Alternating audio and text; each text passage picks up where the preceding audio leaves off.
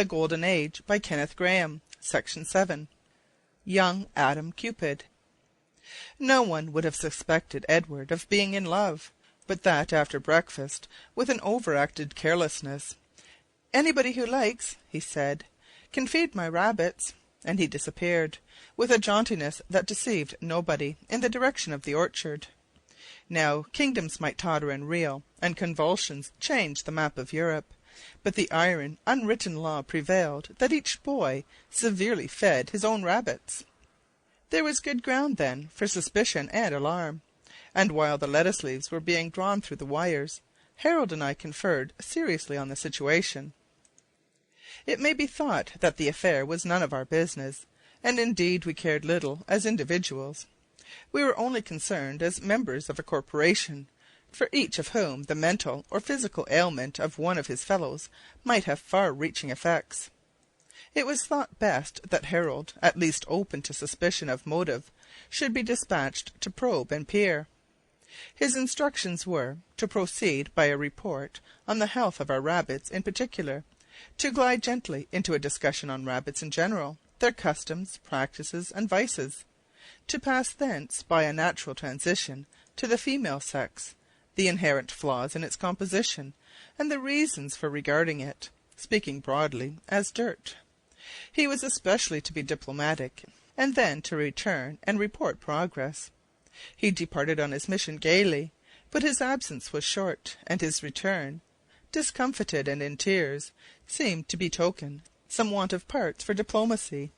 He had found Edward, it appeared, pacing the orchard, with the sort of set smile that mountebanks wear in their precarious antics, fixed painfully on his face, as with pins.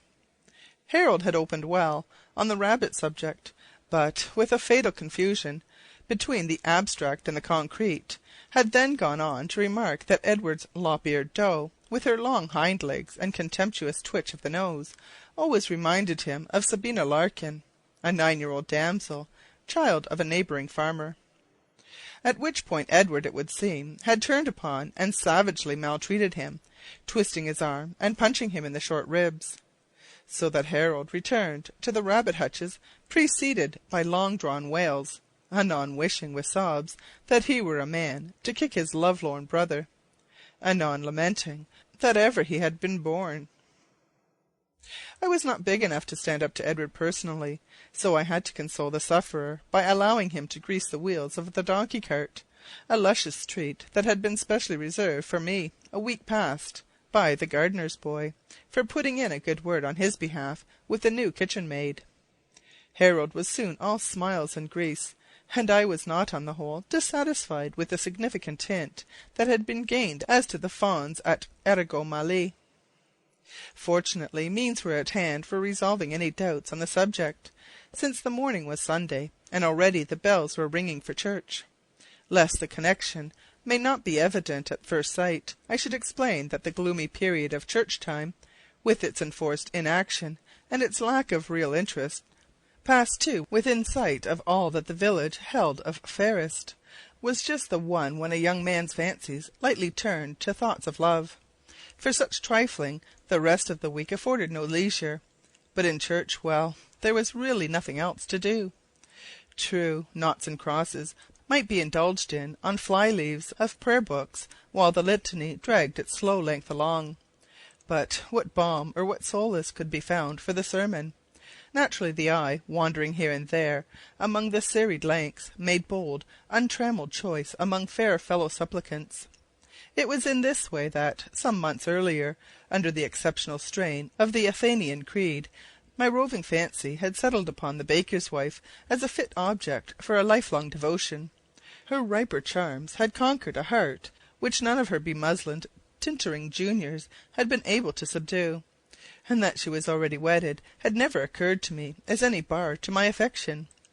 Edward's general demeanour, then, during the morning service was safe to convict him, but there was also a special test for the particular case. It happened that we sat in a transept, and, the Larkins being behind us, Edward's only chance of feasting on Sabina's charms was in the all too fleeting interval when we swung round eastwards. I was not mistaken. During the singing of the Benedictus, The impatient one made several false starts, and at last he slewed fairly round before, as it was in the beginning, is now, and ever shall be, was half finished. The evidence was conclusive. A court of law could have desired no better. The fact being patent, the next thing was to grapple with it, and my mind was fully occupied during the sermon. There was really nothing unfair or unbrotherly in my attitude. A philosophic affection such as my own, which clashed with nothing, was, I held, permissible. But the volcanic passions in which Edward indulged about once a quarter were serious interference with business. To make matters worse, next week there was a circus coming to the neighbourhood, to which we had all been strictly forbidden to go, and without Edward no visit in contempt of law and orders could be successfully brought off. I had sounded him as to the circus on our way to church, and he had replied briefly that the very thought of a clown made him sick. Morbidity could no further go. But the sermon came to an end without any line of conduct having suggested itself, and I walked home in some depression, feeling sadly that Venus was in the ascendant and in dire opposition, while Auriga, the circus star, drooped declinant perilously near the horizon. By the irony of fate, Aunt Eliza, of all people, turned out to be the dea ex machina, which thing fell out in this wise. It was that lady's obnoxious practice to issue forth of a Sunday afternoon, and on a visit of state to such farmers and cottagers as dwelt at hand, on which occasion she was wont to hail a reluctant boy along with her, from the fixed motives of propriety and his soul's health. Much cudgelling of brains, I suppose, had on that particular day made me torpid and unwary. Anyhow, when a victim came to be sought for, I fell an easy prey, while the others fled scatheless and whooping. Our first visit was to the Larkins. Here ceremonial might be viewed in its finest flower, and we conducted ourselves like Queen Elizabeth when she trod the measure, high and disposedly. In the low, oak-panelled parlour, cake and currant wine were set forth, and after courtesies and compliments exchanged, Aunt Eliza, greatly condescending, talked the fashions with Mrs. Larkin, while the farmer and I, perspiring with the usual effort, exchanged remarks on the mutability of the weather and the steady fall in the price of corn. Who would have thought to hear us that only 2 short days ago we had confronted each other on either side of a hedge, I triumphant, provocative, derisive, he flushed, wroth, cracking his whip and volleying forth profanity, so powerful is all-subduing ceremony.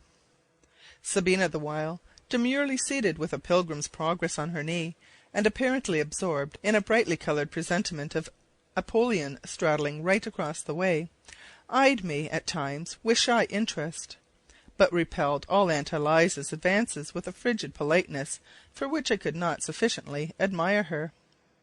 "It's surprising to me," I heard my aunt remark presently, "how my eldest nephew Edward despises little girls.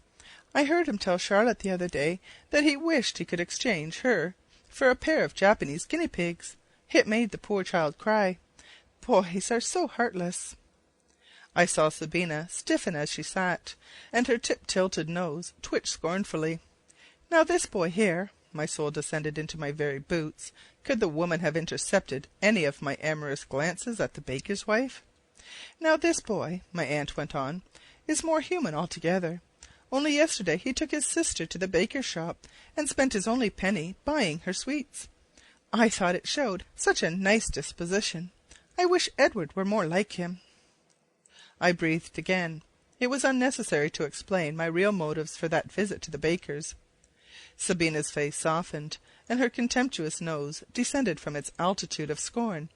She gave me one shy glance of kindness, and then concentrated her attention upon Mercy knocking at the wicket gate. I felt awfully mean as regarded Edward, but what could I do? I was in Gaza, gagged and bound. The Philistines hemmed me in. The same evening the storm burst, the bolt fell, and, to continue the metaphor, the atmosphere grew serene and clear once more.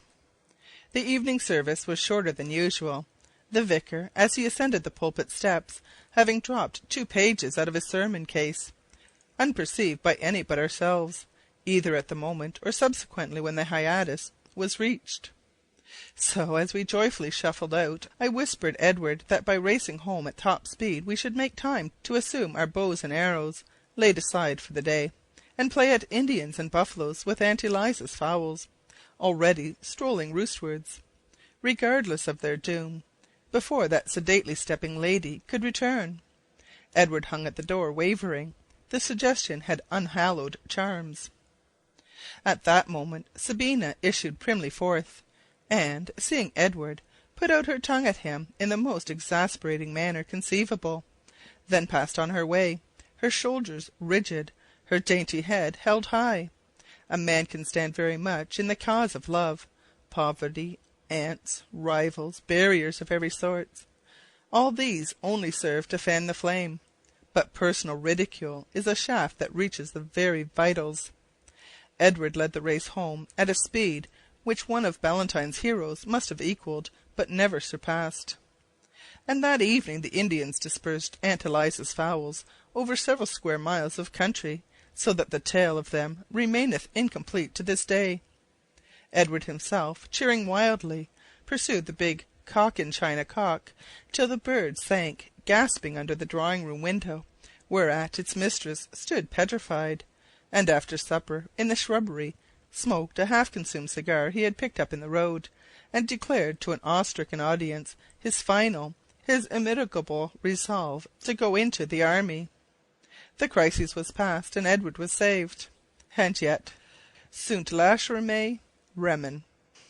To me, watching the cigar stump alternately pale and glow against the dark background of laurel, a vision of a tip-tilted nose, of a small head poised scornfully, seemed to hover on the gathering gloom, seemed to grow and fade and grow again, like the grin of the Cheshire cat. Pathetically, reproachfully even, and the charms of the baker's wife slipped from my memory like snow-wreaths in thaw. After all, Sabina was nowise to blame. Why should the child be punished? To-morrow I would give them the slip, and stroll round by her garden, promiscuous-like, at a time when the farmer was safe in the rick-yard. If nothing came of it, there was no harm done, and if, on the contrary... End of section 7.